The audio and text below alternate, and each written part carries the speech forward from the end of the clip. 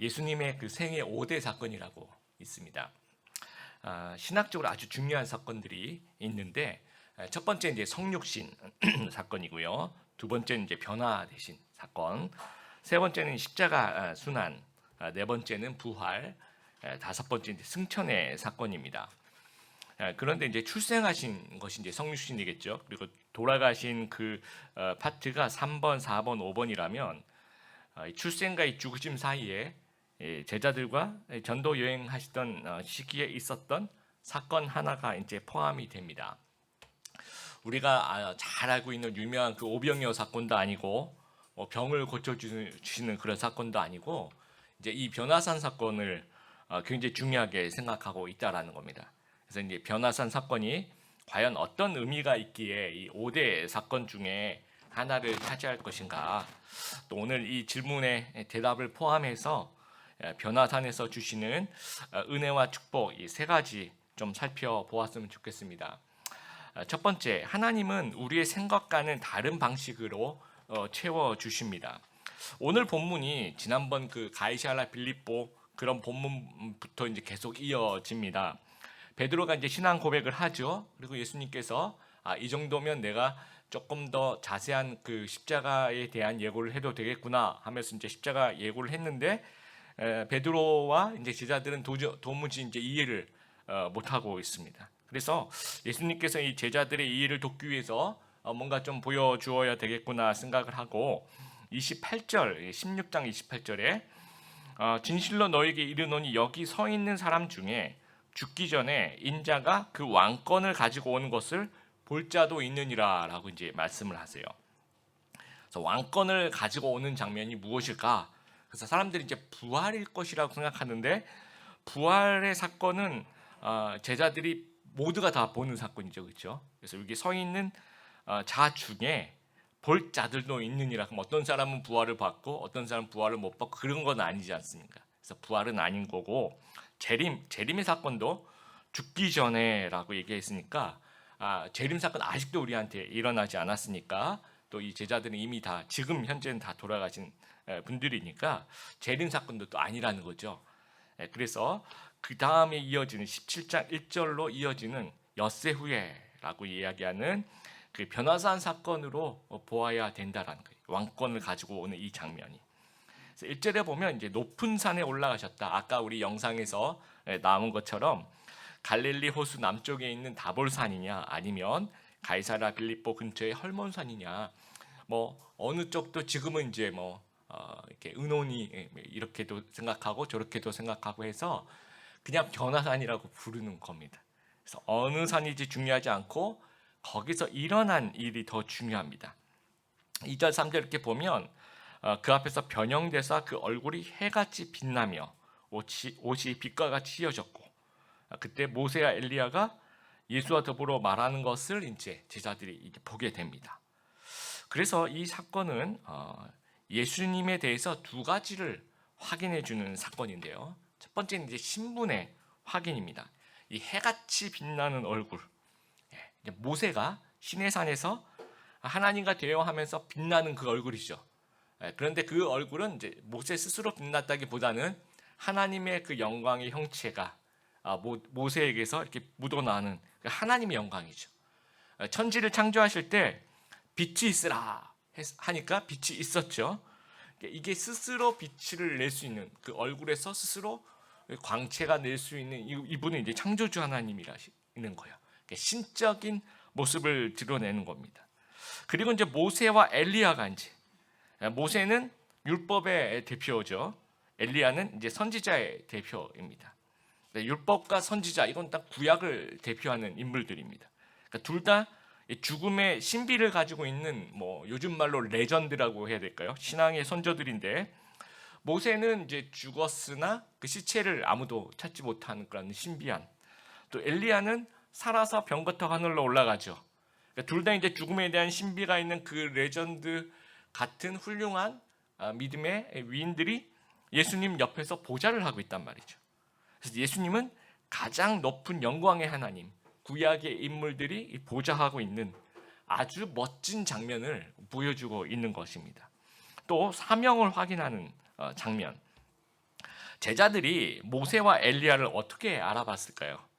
그 당시 기준으로 보면 모세는 그 당시로부터 한 1500년 전 사람이고 엘리야는 한 900년 전 사람인데 얼굴을 보자마자 제자들이 모세네, 엘리야네 그렇게는 몰랐을 겁니다. 3절이 이제 힌트를 주는데 그때 모세와 엘리야가 예수와 더불어 말하는 것을 이제 그들에게 보이시거늘 대화를 했다는 거죠. 대화하면서 아마 예수님이 호명을 하셨을 것 같아요. 모세야, 뭐 엘리야야, 뭐 자기들끼리도 모세, 뭐 모세 형님, 엘리야, 뭐 이러면서 자기들끼리 이제 호명을 하고 예수님 호명하는 얘기를 듣고 나중에 또 예수님한테 들었겠죠. 그러면서 이 예수님과 모세와 엘리야가 대화를 하는데 이 본문이 변화산 본문이 공간 복음에 다 기록이 되어 있습니다. 근데 대화 내용이 이제 누가복음 9장 31절에 어떤 내용이었는지 기록이 되어 있는데 예루살렘에서 이루실 예수님의 죽음에 대해서 말씀을 나누고 있었다라고 얘기를 해요. 그러면 이 세 분이서 무슨 얘기를 했느냐? 이제 앞으로 십자가에서 돌아가시고 구약의 그 어떤 예언을 성취하시고 이런 부분에 대한 얘기를 했다라는 겁니다. 그러니까 아주 중요한 일을 앞두고 사명을 확인하는 자리라는 거예요. 십자가 부활에 대한 거기에 대한 어떤 격려하고 응원하고 어떤 작전 타임 하는 것 같죠. 아니면 시합 나가기 전에 선수들이 모여서 화이팅 한번 외치고 그렇게 들어가는 것 같은 그런 모습을 연출하고 있습니다. 말씀이 육신이 되심을 시각적으로 표현하는 그러한 사건입니다. 예수님의 신성과 영광이 아주 마음껏 드러나는 그런 사건이에요. 그래서 공생의 아주 영광스러운 그런 모습인데 이 시기와 장소가 방법이 조금 제자들이 생각하는 시기와 장소와 좀 다르다는 거예요. 제자들은요 예루살렘에서 군중들이 막 엄청 많이 모인 그곳에서 또 예루살렘도 산이 있어요. 시온산도 있고 모리아산도 있고 그 산 위에서 막 구름대 같은 군중들이 있을 때 예수님의 얼굴이 해같이 확 빛나는 거예요. 그럼 막 군중들이 막 고조되겠죠, 그렇죠? 그래서 야 로마를 무찌르자. 정치적인 왕의 모습으로 가장 멋있는 모습을 보여주기를 원했다는 거죠. 그런데 예수님은 예루살렘과 아주 멀리 떨어진 높은 산, 아무도 안 보는 거예요. 제자 3명만 있어요. 아주 비밀스럽게 자신의 영광스러운 모습을 보여주더라는 거예요. 왜냐? 예루살렘은 이제 영광의 자리가 아니라는 거죠. 십자가의 자리이기도 하고. 그래도 이 영광을 보여주시고 싶으신 거예요. 그래서 예루살렘이 아니라 변화산에서 제자들에게 이 영광의 모습을 보여주시는 겁니다. 이 영광과 은혜의 시기와 방법은 하나님께서 이제 결정하시는 거예요. 하나님께서는 내가 원하는 방식으로 영광과 은혜를 주시지 않을 때도 있다는 거예요. 하나님의 때와 하나님의 방식으로 주실 때가 있다는 거예요. 우리는 예루살렘의 은혜를 막 간구하는데 예루살렘의 축복을 간구하는데 대신에 하나님께서는 예루살렘의 축복을 주시지 아니하고 변화산의 은혜를 주실 때가 있다라는 겁니다. 야곱의 두 아내 레아와 라헬도 마찬가지. 레아의 기도 제목이 뭡니까, 여러분?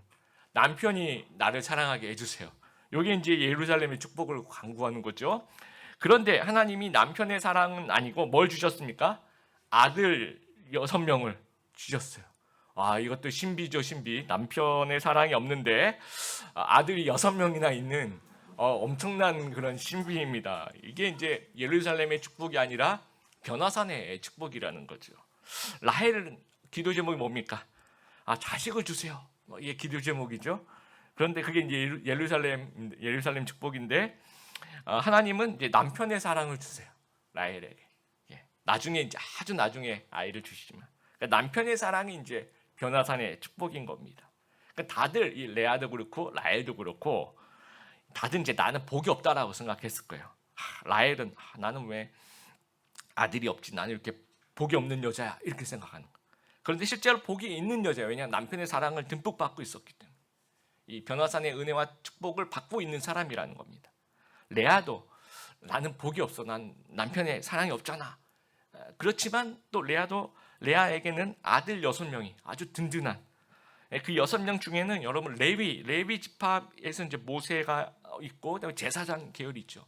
그 제사장 계열은 이제 이스라엘 전체의 그 어떤 영적인 부분을 담당하고, 또 레아의 아들 중에 유다의 자손들이 다윗과 또 예수님 계열로 내려오면서 어떤 정치적인 부분을, 그러니까 종교적인 부분, 정치적인 부분을 다 다스리는 그 아들들 축복이 있습니다. 이게 변화산의 축복이라는 겁니다. 다들 나는 복이 없다라고 불평하지만 실제로는 복이 있는 거예요. 잘 생각해 보면 나에게 이런 복을, 내가 원하는 복은 아니지만 주어진 복이 있다라는 거. 베풀어 주신 것에 초점을 맞추고 감사해야 된다라는 겁니다. 저희 드림의 교회가 이제 새로운 예배 장소를 위해서 한 넉 달 넘게 기도하고 있습니다. 그래서 정말 넓고 좀 좋은 이런 장소를 위해서 기도했는데, 그동안에 이제 되돌아보니까 하나님께서 이제 이 새로운 장소는 아직은 안 주셨지만 깐틸레 여러분 거기를 또 주셨고요. 거기 또 무료입니다. 무료로 대통기획 여기 1층도 사용할 수 있도록. 그다음에 이 주차장뿐만 아니라 저쪽 우리 옛날 그 공감터, 거기 주차장도 저희가 사용하고 있고, 그 깐틸레 그 사장님이 명동의 빅골로라는 그걸 하고 계시는데, 거기도 주일날 뭐 소그룹하고 싶으면 언제든지 와서 쓰라고 이제 저희들에게 말씀을 하셨어요. 조금 멀어서 저희가 안 가고 있지만 다 무료입니다. 그리고 얼마 전에 뉴욕에서 막 연락이 와요.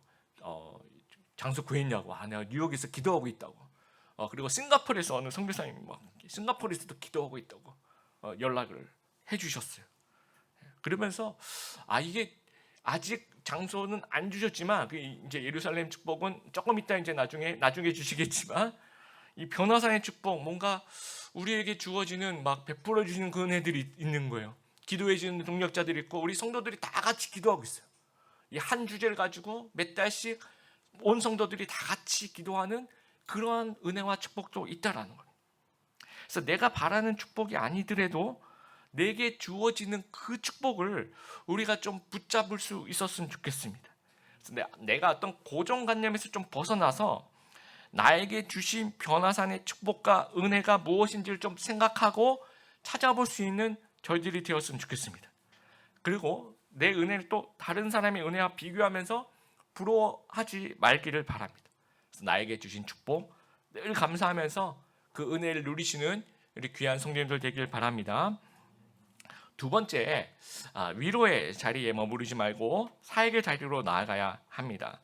4절에 보니까 이제 베드로가 이제 이런 얘기를 해요. 초막 셋을 지어서 예수님과 모세와 엘리야가 이렇게 하나씩 있었으면 좋겠습니다. 이렇게 얘기를 합니다. 근데 이거는 이제 황홀한 경험을 한 거죠. 베드로는 예수님이 이렇게 정말 해같이 변형되신 그 부분도 황홀했을 것이고, 그리고 이제 모세와 엘리야가 등장하는 모습도, 대화하는 모습도 굉장히 황홀했을 거예요. 그리고 그 장면을 우리 제자들 셋만 보고 있다는 그것도 은근히 황홀했을 것입니다. 그래서 여러분 그 황홀감이라는 말을 영어에서는 이제 엑스타시라고 얘기를 해요. 엑스타시. 어디서 들어보셨죠? 그렇죠? 그래서 이게 마약의 일종인데, 이제 원래는 마약이란 뜻이 아니라 황홀하다, 황홀감이란 뜻인데, 그 여러 가지 마약도 이제 그 이름들이 있으니까 아마 그렇게 붙였던 것 같습니다. 그래서 이 황홀감이라는 게 이제 중독성이 있어요. 뭔가 계속 헤어나오기가 힘들어요. 머물고 싶다라는 거예요. 그러니까 초막 셋을 짓자라고 베드로가 예수님께 이렇게 얘기를 합니다. 근데 예수님 뭐라고 대답하셨어요? 4절, 5절, 6절 계속 읽어보면 예수님의 대답은 없어요. 침묵입니다. 그러니까 노인 거죠. 제가 예수님이라도 뭐라고 대답해야 될지 모를 것 같아요. 이게 기가 차기도 하고 할 말을 질문 자체가 되게 황당하니까, 그래서 이제 아무 말씀도 안 하세요. 예수님이. 이것은 노를 의미합니다. 강한 부정을 얘기하는 거죠. 초막, 산, 여기서 계속 머물겠다고? 아니다. 나는 여기에 머무르지 않겠다. 나는 내려가야 한다. 또 실제로 내려가셨다라는 거예요. 그러니까 변화산 경험은 앞으로의 그 십자가 고난을 잘 감당하기 위한 하나의 영적 체험입니다. 그러니까 변화사는 응원의 장소이지 사역의 장소가 아니라는 거예요. 예수님에게 있어서 사역의 장소는 어디입니까? 십자가까지 가야 되는 겁니다. 이 스포츠 경기에도 관중이 응원을 받진 않습니다. 누가 응원을 받아요? 선수가 응원을 받습니다. 그래서 왜 응원을 받습니까? 경기 잘하라고 응원을 받는 거예요. 경기에 임해서 열심히 잘 싸우라고 응원을 받는 겁니다. 변화산에서는 누가 응원하고 있습니까? 성부 하나님과 모세와 엘리야가 응원을 하고 있는 거죠. 그러면 누가 응원을 받고 있습니까? 예수님이 응원을 받고 있다라고 생각할 수 있는 거죠. 그러면 예수님은 아까 스포츠 경기의 선수에 비유할 수 있다라는 거예요. 예수님은 변화산에 머물러 있으면 안 되고 산을 내려와서 십자가를 향해서 나아가야 된다라는 거예요. 저도 이렇게 목회를 하다 보면 성도님들이 가끔씩 이렇게 식사 대접을 해주실 때가 있어요. 간단한 식사 대접을 해주실 때 제가 되게 격려를 받고 응원을 받아요. 그런데 그렇게 식사 대접해 주시는 우리 성도님이 자, 앞으로 식사 자리에 계속 머무르라는 뜻으로 식사 대접을 해주실까요? 그렇게 격려를 해주시는 건 아니죠, 그렇죠? 힘내서 더 열심히 일해 달라는 그런 응원이잖아요. 그러면 제 입장에서는 힘내서 더 열심히 일을 해야지 그 응원의 효과가 있는 거예요. 계속 그 식사의 자리에 머물러 있을 수는 없는 것입니다. 응원받고 충전했으면 사역의 자리로 나아가야 된다라는 거예요. 성부는요, 성자의 십자가를 대신 지지 않아요. 그러나 성부 하나님은 성자 하나님을 응원하고 계시는 거예요. 이거 우리가 잘 기억하고 있어야 됩니다. 야곱이 이제 베델에서 돌베개를 베고 자다가 꿈속에서 하늘 사다리가 막 천사가 오르락 내리락 하는 것을 보죠. 이게 뭡니까? 이건 하나님이 이 야곱을 응원해 주는 거예요. 그렇지만 하나님이 야곱의 인생을 대신 살아주진 않는 거예요. 그래서 선수는 야곱이라는 겁니다. 그래서 야곱은 응원받고 충전했으면 일어나서 하란으로 가야 돼요. 외삼촌 집, 라반의 집 고난이 기다리고 있지만 일단 가야 됩니다. 가서 이제 어떤 시간이 지난 다음에 다시 또 베들로 돌아와야 되는 거죠. 이런 긴 여행을 떠나야 한다라는 겁니다. 그런데 계속해서 난 베델에 있을 거야. 난 밤마다 하늘 사다리를 보면서 있을 거야. 이러면 이제 믿음의 족장이 될 수 없는 거예요. 이러면 이제 이 이름이 야곱의 이름이 이스라엘이 되죠. 이스라엘이 될 수가 없다라는 겁니다. 우리 성도님들 참 위로가 많이 필요해요. 저도 정말 이해합니다. 그래서 오늘 우리 드림의 교회 성도님들 안에 좀 하나님의 위로가 가득 넘치기를 축복합니다. 하나님께서 우리에게 또 가끔씩 힐링의 자리로 또 우리를 초대해 주실 때가 있어요. 예배를 통해서 막 이렇게 힐링이 될 때도 있고요. 또 좋은 사람들을 만나서 뭐 이렇게 힐링이 되고 또 같이 뭐 맛있는 걸 먹으면서 힐링이 될 때도 있고 또 좋은 강의를 또 들으면서 또 이제 생각을 정리할 때도 또 영화 한 편을 봤는데 그게 굉장히 나를 위로해 줄 때도 있습니다. 또 드라마 또는 어떤 내 취미 생활이 나를 위로해 줄 때가 있어요. 그런데 하나님이 그러니까 위로의 하나님이 우리의 그 각자의 십자가를 대신해 주지는 않는 거예요. 우리의 직장에 대신 직장 생활 해주시는 것은 아니라는 겁니다. 우리의 육아를 하나님이 대신해 주시는 것은 아니라는 거예요. 우리의 어떤 삶의 현장을 하나님이 대신 살아주시는 것은 아니라는 거예요. 그것은 내가 해야 될 일이고 그것은 하나님이 나에게 하라고 그 보내신 그 소명의 자리라는 겁니다. 그래서 위로를 받되 위로의 자리에 머무르지 말고 충전했으면 움직여야 된다는 거예요. 그래서 초막의 자리가 아니라 이 소명의 자리, 사역의 자리 힘차게 나아가실 수 있는 우리 귀한 성도님들 되기를 바랍니다. 세 번째, 이 경험하며 성장하는 것입니다. 1절에 이제 베드로와 야고보와 요한이 예수님이 이제 이 세 명만 데려가세요. 이 베드로, 야고보, 요한은 핵심 중에 핵심입니다. 그래서 예수님께서 선택하신 12 제자 그룹이 있는데 그 중에서도 이 세 명은 이제 이너서클이라고 생각하시면 돼요. 그리고 이 부분에 대해서 이제 문제를 제기한 사람이 또 없습니다. 그리고 그럴 것으로 볼 때 이 세 명을 하나님께서 예수님께서 조금 더 12명 중에서 좀 리더 그룹으로 만드신 것에 대해서는 크게 뭐 불만이 없었던 것 같습니다. 그리고 요 세 명만 데리고 중요한 순간들 좀 많이 동행을 시키세요. 그 죽은 야이로의 딸을 살리러 그 방 안에 들어갈 때 이 제자 셋만 데리고 들어갑니다. 그리고 겟세마네 동산에도 제자들이 다 같이 기도하지만 조금 더 옆으로 3명을 좀 더 빼서 조금 더 옆에 두고 기도하라고 이제 시키는 그룹이기도 합니다. 또 이 변화산 사건도 이 셋만 데리고 가시는 거죠. 그런데 이 변화산에서의 그 제자들의 경험의 과정이 그리 멋있지 않아요. 여러분 4절에 그 베드로가 막 얘기하는 거 있죠. 나중에 베드로가 천국에서 이제 이 성경책을 이렇게 보면 굉장히 쑥스러울 거예요. 내가 왜 그런 얘기를 했을까? 그런 얘기를 안 했었어야 되는데 하면서 굉장히 쑥스러웠을 겁니다. 일종의 헛소리를 하고 있는 겁니다. 그리고 5절에 이제 구름이 나오고 구름 속에서 이제 하늘 음성이 들려요. 구름 속에 소리가 나서 이르되 이는 내 사랑하는 아들이요 내 기뻐한 자니 너희는 그의 말을 들으라 하신지라. 예수님 세례 받으실 때도 이런 음성이 나왔죠, 그렇죠? 그랬더니 이제 제자들이 그 음성을 듣고 뭐 영광을 돌리고 찬양을 돌리고 그래야 될 텐데 6절에 보니까 제자들이 듣고 심히 두려워했대요. 그리고 엎드려. 그래서 예수님이 7절에 가서 뭐 손을 대시고 괜찮다 두려워하지 말라 이렇게 하지 겨우 일어날 정도. 굉장히 연약한 부분이죠. 그리고 이제 제자들이 예수님의 어떤 그 사역에 대해서 굉장히 그 당시까지만 해도 이해가 좀 떨어진다를 잘 보여주는 장면이 10절입니다. 그래서 예수님에게 이제 제자들이 물어봐요. 예수님, 어찌하여 서기관들이 엘리야가 먼저 와야 하리라 하나이까? 약간 좀 생뚱맞는 그런 질문을 하는데 이게 무슨 얘기냐면요.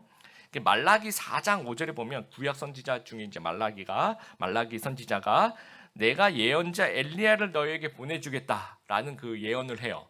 그러니까 예수님이 오시기 전에 엘리야를 보내주겠다 그런 예언을 하는데 제자들이 이해한 순서가 엘리야가 먼저 오고 그 다음에 예수님이 오셔야 된다라는 거죠.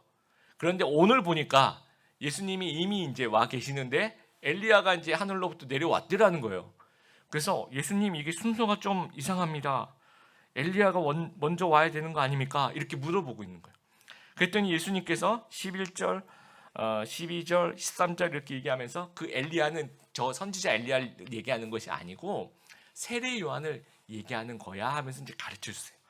그러니까 그렇군요. 그 세례 요한이 이제 엘리야군요. 그러면 순서가 맞네요. 세례 요한이 먼저 왔고 그다음에 이제 예수님을 소개해서 바톤을 이제 예수님께 넘겨드렸으니까 맞습니다. 하면 깨닫게 된 거예요. 이런 것들은 이제 도제식 수업이라고 얘기하는 거예요. 경험 중심으로 하는 거. 같이 동행을 하면서 관찰하게 해요. 그 다음에 이제 막 실수하고 그러면 그런 것들도 이해하는 거죠. 그러면서 또 배우는 거 실수하면서 배우고 또 문답을 해요. 뭐 물어보고 대답하고 또 어떤 그 묻는 말 자체가 이제 되게 생뚱맞기도 하지만 그래도 대답을 해주시고 그런 경험과 시간이 경과하면서 나중엔 또 실수해요. 이후에 이제 야고보와 요한 같은 경우에는 예수님께서 이 십자가 고난에 대해서도 이런 어떤 변화산의 사건을 보여주심에도 불구하고 그 사명을 이렇게 듣고 보았음에도 불구하고 이제 자기 엄마 찬스 이렇게 쓰면서 치맛자락 이런 뭐라 그러죠? 우리 오른편 왼편에 좀 우리 아이들 넣어주세요 하고 이렇게 권력에 대한 이제 욕망을 좀 보여주기도 합니다. 또 이 3명의 제자들이 겟세마네 동산에서 어떻게 다 잡니다. 그 이해 못하고 그 다음에 이제 자다가 일어난 베드로는 이 말고의 귀를 또 칼로 또 내리칩니다. 그리고 이 3명의 제자들 뭐 다 도망가요. 그리고 나중에 베드로는 또 예수님을 3번이나 부인합니다. 이런 어떤 실수들에 대한 경험들을 하는 거죠. 이것도 이렇게 경험이라는 것도 실수도 경험이라는 겁니다. 그래서 이 경험은 기억되고 남아요. 시간이 지나가면서 쌓이고 이제 결국 성장하게 되는 겁니다. 그래서 이제 베드로가 나중에 이 사건을 베드로 후서에서 이제 이렇게 얘기하고 있습니다. 같이 한번 읽어보겠습니다. 시작. 우리는 그분의 위엄 있는 모습을 우리 눈으로 직접 보았습니다. 장엄한 영광 가운데 하나님의 음성이 들렸습니다. 이는 내 사랑하는 아들이며 내가 그로 인해 무척 기쁘다. 그 순간 예수 그리스도는 영광과 존귀를 받으셨습니다. 우리는 그 음성을 똑똑히 들었습니다. 거룩한 산에서 예수님과 함께 있었을 때 들은 그 음성은 분명히 하늘로부터 올려온 것이었습니다. 그러면서 베드로는 정말 나중에 이제 그때는 아마 잘 이해 못했고 베드로가 잘 들었을까 자다가 깨서 조금 엉뚱한 소리를 한 것 아닐까 하지만 다 들었어요. 지금 다 이해하고 있다는 거 나중에 이렇게 보니까 그래서 베드로는 예루살렘 교회 또 초대교회 아주 기둥 같은 그런 지도자가 됩니다. 또 야고보는 첫 순교자라는 그런 영광을 또 얻게 되고, 또 이 요한은요 성경 5권을 이렇게 저술을, 요한복음, 요한 1, 2, 3, 4, 요한계시록 이렇게 성경 5권을 저술하면서 아주 중요한 지도자가 됩니다. 이런 것들 경험하면서 성장한다라는 거예요.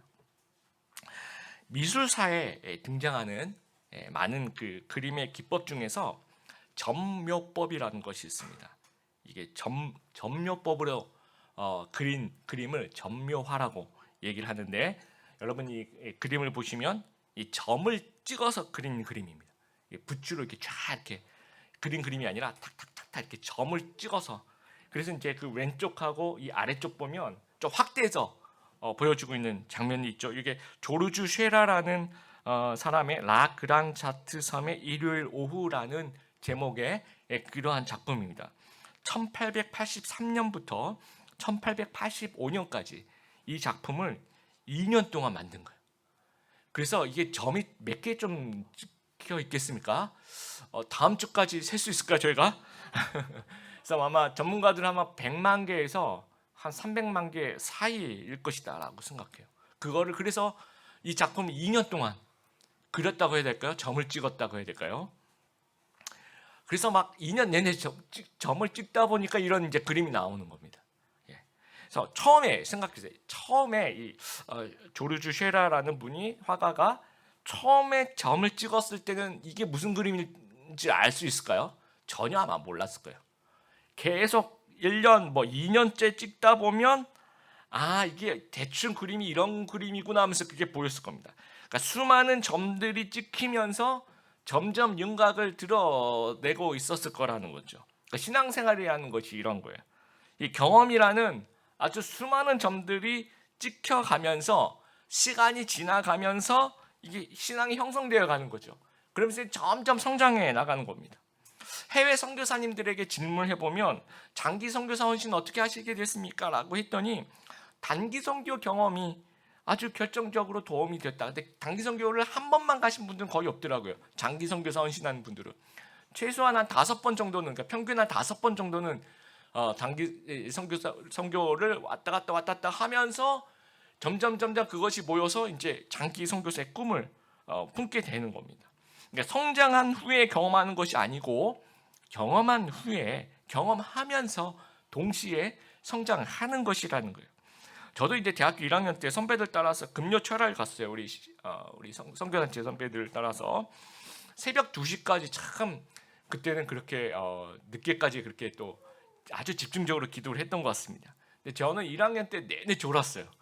1학년 때 그냥 계속 졸다가 간식 먹으러 할 때 잠깐 일어나서 간식 먹고 또 졸다가, 하여튼 기억이 없습니다. 처음에 그 막 율동하고 막 그때까지 좀 말똥말똥하고 있다가 옛날 율동을 했어요. 요즘에는 아주 많이 옛날적인, 죄송합니다. 그리고 이제 그 간사님 설교를 이렇게 하시는 걸 들으면서 그 다음부터는 이제 변화산을 왔다 갔다 하면서 이제 베드로가 된 거죠. 그 다음부터는 이제 막 그 이후로 계속 기도를 막 뭐 새벽 2시까지 하는데, 그러니까 하도 좋으니까 이제 선배들이 이제 뭐 좀 다 안 졸게 이제 기도를 막 시키는 거예요. 뭐 다 그룹을 있으면 좋으니까 이제 동그랗게 모여가지고 한 10명씩 모여서 돌아가면서 또 막 대표기도 돌아가면서 기도를 하는 거예요. 졸지 않도록. 그러다 보면 막 애들 졸리니까 막 끊겨요. 막 그럼 막 깨워서 또 시키고, 그거 좀 몇 번 돌면 또 끊기고 또 깨워서 기도시키고 그랬던, 그냥 잤던 기억이 납니다. 근데 2학년 때부터는 서서히 기도했던 것 같아요. 새벽 2시까지도 계속해서 기도했던 것 같습니다. 그러면 2학년 때부터 기도가 됐으니까 그럼 1학년 때는 그냥 집에서 자고, 어차피 거기 가서 자나 집에서 자나 마찬가지니까 1학년 때는 집에서 자고 2학년 때 딱 가면 기도가 될까요? 아니에요. 그것도 2학년 1년 내내 또 자야 될 겁니다. 아마. 그러니까 그 어느 정도 그 실패와 그 어떤 경험들이 이게 점을 찍어야 되는 거죠. 그 점을. 사람마다 다르겠지만 1학년 때 그 졸면서 선배들 기도하는 거 보고 이 사람들이 인간도 아니고는 어떻게 이렇게 늦게까지 기도를 할까? 이런 것들 좀 보고 또 일어나서 또 잠깐 또 간식 먹고 또 자고 이런 경험들을 하면서 나중에 나도 이제 그렇게 기도하는 사람이 되는 거예요. 우리 문학의 밤 세대들 계시죠, 그렇죠? 문학의 밤 준비할 때 어떠셨습니까? 매일 교회 가셨죠. 연습 엄청 하시고 밤새 교회에서도 막 집에 맨날 혼나고 늦게 들어온다고.